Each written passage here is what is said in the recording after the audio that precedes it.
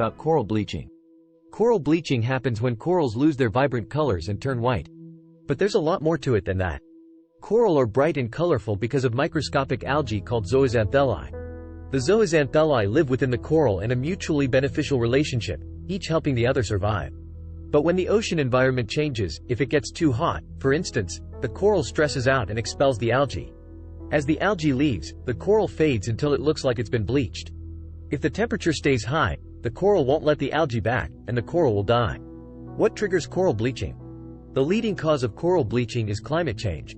A warming planet means a warming ocean, and a change in water temperature, as little as 2 degrees Fahrenheit, can cause coral to drive out algae. Coral may bleach for other reasons, like extremely low tides, pollution, or too much sunlight. Why does coral bleaching matter? Coral bleaching matters because once these corals die, reefs rarely come back. With few corals surviving, they struggle to reproduce, and entire reef ecosystems, on which people and wildlife depend, deteriorate.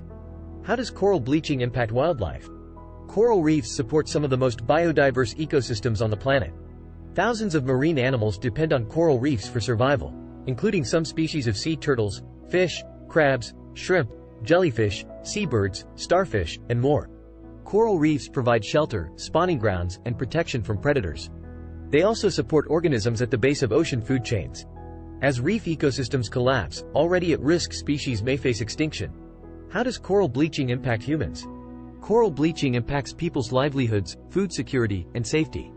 Coral reefs are natural barriers that absorb the force of waves and storm surges, keeping coastal communities safe. Without them, we must rely on man-made seawalls that are expensive, less effective, and environmentally damaging to construct. Bleached coral also compounds the overfishing crisis by removing links in the food web and depriving some fish and crustacean species of a place to spawn and develop. We are not doomed to lose all corals to bleaching, but we need to act now if we want to protect coral for future generations. Small, daily actions can help reduce coral reef loss, like reducing stormwater and fertilizer runoff or avoiding herbicides and pesticides. But if we really want to solve the coral bleaching problem, we must address climate change. As climate change is the #1 driver for coral bleaching,